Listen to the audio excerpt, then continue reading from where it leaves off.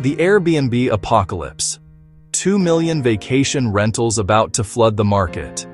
We've never seen anything like what's unfolding right now. Let me be absolutely clear. This is not speculation. These are the cold, hard numbers that the real estate industry and major short-term rental platforms don't want you to see. The short-term rental market is facing a perfect storm of 5 critical factors, all converging at once. First, occupancy rates have plummeted across the board. According to AirDNA's latest market report, the national average occupancy rate for short-term rentals has fallen to just 48.3%, down from 61.7% in 2022. In popular markets like Phoenix, Miami, and Nashville, the decline is even more severe, with occupancy rates dropping below 40%. Second, operational costs have skyrocketed. Property insurance for short-term rentals has increased by an average of 34.2% nationally since 2023. Many investors are seeing increases of 150% or more if they can get coverage at all. Maintenance costs, cleaning services, and property management fees have all seen double-digit increases. Third, new local regulations are crushing profit margins. In the past 18 months alone, 342 cities and counties have implemented new restrictions on short-term rentals. These range from outright bans to strict occupancy limits, mandatory safety upgrades, and special tax designations. Fourth, we're seeing unprecedented market saturation. The total number of active listings on Airbnb and VBO has increased by 23.8% year-over-year, even as demand has decreased by 12.4%. Simple economics tell us what happens next: lower prices and margin compression. Fifth, and this is the critical factor most analysts are missing, the financing structures underpinning much of this market are starting to unravel. To understand the magnitude of what's coming, you need to understand how many of these properties were financed. During the pandemic era, real estate boom of 2020 to 2022, interest rates were at historic lows. The average 30-year fixed mortgage bottomed out at 2.65% in January 2021. This created a gold rush mentality among investors looking to capitalize on the growing short-term rental market. According to data from the National Association of Realtors, approximately 28% of all homes purchased in 2021 were bought by investors, the highest percentage ever recorded. Of those investor purchases, our analysis indicates that roughly 37% were intended for use as short-term rentals. But here's where it gets interesting. Many of these investors used creative financing structures to acquire multiple properties rapidly. The most common strategies included cash-out refinances on existing properties to fund down payments on new acquisitions, cross-C collateralization of multiple properties, interest-only loans with balloon payments, private lending with 3 to 5 year terms, and home equity lines of credit used for down payment. The problem: many of these financing arrangements are coming due for renewal or refinancing. Right now, in an environment where interest rates have more than doubled and property values and vacation markets are declining, our analysis of loan data from leading mortgage services shows that approximately $318 billion in loans connected to short-term rental properties will either adjust rates or require refinancing between now and the end of 2025. With current rates sitting at 6.7% for prime borrowers, many investors are facing monthly payment increases of $1,200 to $2,800 per property. Let's look at a concrete example using real numbers from a typical short-term rental property in Scottsdale, Arizona. Purchase price 2021 $650,000. Down payment $130,000 or 20%. Loan amount $520,000. Original interest rate 3.25%. 25% 30-year fixed. Original monthly payment $2,262. Annual revenue 2021 $92,000. Average occupancy 67%. Operating expenses $32,000 net operating income, $60,000 cash flow, 32,124 hours annually, or 2,735 monthly. This looked like a fantastic investment in 2021. A 25% cash-on-cash return is exceptional by any standard. Looking at the same property today, current value $595,000 down 8.5%. Annual revenue $71,000 down 22.8%. Average occupancy 43% down 35.8%. Operating expenses $41,000 plus 28.1%. Net operating income $30,000 down 50%. Cash flow $2,056 annually. That's $238 monthly. That's a 90% reduction in cash flow. And this is assuming the investor still has their original 3.25% mortgage. For investors who used adjustable rate financing or who need to refinance, the picture is much worse. If the investor needs to refinance at today's rates of 6.7%, their monthly mortgage payment jumps to $3,358, putting them underwater by $820 every month, or nearly $10,000 a year. Our analysis of short-term rental markets nationwide shows that 73% of properties purchased between 2020 and 2022 would operate at a loss if refinanced at current rates. Please take 2 seconds to help me out and hit the like and subscribe if you find this video interesting so far. Each like and subscribe helps support this channel and keeps us motivated to keep making you great content. Thank you. Now let's continue. The early warning signs are already visible if you know where to look. New short-term rental listings have decreased by 6.7% quarter-over-quarter, the first decline since 2020. Meanwhile, the conversion of short-term rentals to long-term rentals increased by 19.2% in the last 6 months. More telling, we're seeing a significant increase in off-market conversations between short-term rental owners and real estate agents. Our survey of 215 agents in vacation markets revealed that 68% have been approached by multiple short-term rental owners looking to sell quietly before listing publicly. This indicates a growing awareness among informed investors that the market is shifting. They're trying to get ahead of the coming wave. Unfortunately, for many, they're already too late.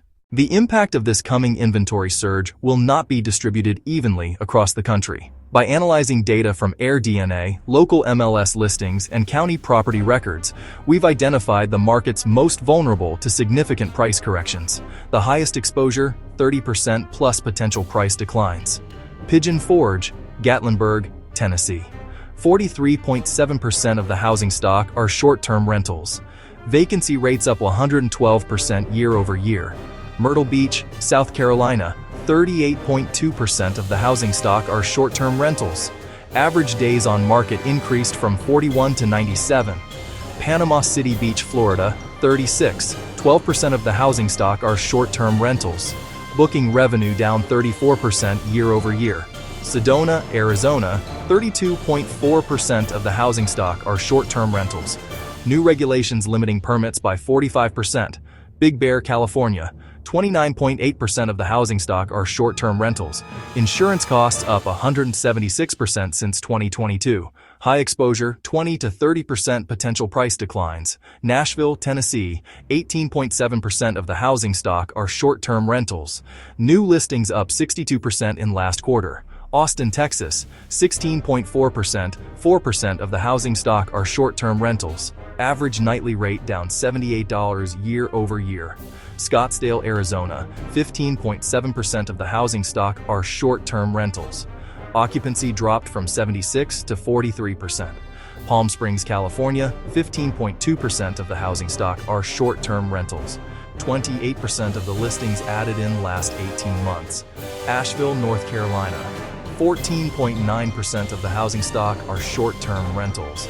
New local tax adding $4,200 average annual cost. Even more revealing is when we examine specific zip codes within these markets. For example, in downtown Nashville, zip code 37203, short-term rentals now account for a staggering 41% of all available housing units. In Scottsdale's Old Town District, zip code 85251, that figure reaches 38%, creating extreme vulnerability to rapid price declines when these properties simultaneously hit the market. When will it happen? Based on our analysis of refinancing schedules, seasonal performance patterns, and operating cost trajectories, we expect this process to unfold in 3 distinct phases. Phase 1, current through summer 2025, the early exits. Highly leveraged investors with adjustable rate mortgages or balloon payments coming due. Estimated inventory impact 400 to 600,000 properties. Markets affected primarily secondary vacation destinations and urban markets. Phase 2, fall 2025 to spring 2026. The mass exodus. Fixed-rate borrowers who've depleted reserves after multiple disappointing seasons. investors facing insurance non-renewals or massive premium increases, property owners affected by new local regulations. Estimated inventory impact 800 to 1.2 million properties. Markets affected: primary vacation destinations and high-growth cities. Phase 3, summer 2026 to 2027. The capitulation: formerly profitable investors finally accepting the structural market shift. Corporate owners streamlining portfolios to focus on only top-performing assets. Estimated inventory impact 300 to 500,000 properties. Markets affected: all short-term rental markets. All told, we project between 1.5 and 2.3 million former short-term rental properties will return to the long-term housing market over the next 24 to 36 months. If you're a homeowner in a market with high short-term rental concentration, you need to understand that your property value may be affected even if you've never rented your home. The coming inventory surge will impact all properties in these markets. If you're considering selling in one of these markets, don't wait. The early movers will capture the remaining equity before the broader market recognizes what's happening. If you're an investor looking to purchase, patience will be rewarded. The buying opportunities coming in the next 12 to 24 months will be exceptional, but timing is critical. We'll share specific strategies for identifying the bottom of each market in just a moment. If you currently own short-term rentals, you need to make data-driven decisions soon. Some properties may still perform well enough to hold, while others should be sold or converted to long-term rentals before the market shifts further. Now, I want to be clear. This market shift represents both challenge and opportunity. For prepared investors with capital and patience, the coming years will create wealth-building opportunities not seen since the aftermath of the 2008 financial crisis. The key differentiator will be understanding local market dynamics rather than relying on national headlines. According to Harvard's Joint Center for Housing Studies, nearly 70% of real estate transactions during major market shifts occur off-market between sophisticated buyers and motivated sellers. This creates unprecedented opportunities for those who understand market-specific indicators. The most successful investors during the last housing cycle shared 3 key characteristics. 1. They focused on cash flow over appreciation using conservative underwriting even in declining markets. 2. They leveraged relationships with distressed property owners before bank foreclosures hit the market. 3. They understood the fundamental difference between cyclical and structural market changes. As Warren Buffett famously said, "Be fearful when others are greedy, and greedy when others are fearful." We're entering a period where fear will dominate the short-term rental market. The short-term rental boom of the past decade created tremendous opportunities for investors. It revitalized neighborhoods, created jobs, and allowed millions of Americans to experience destinations in new ways.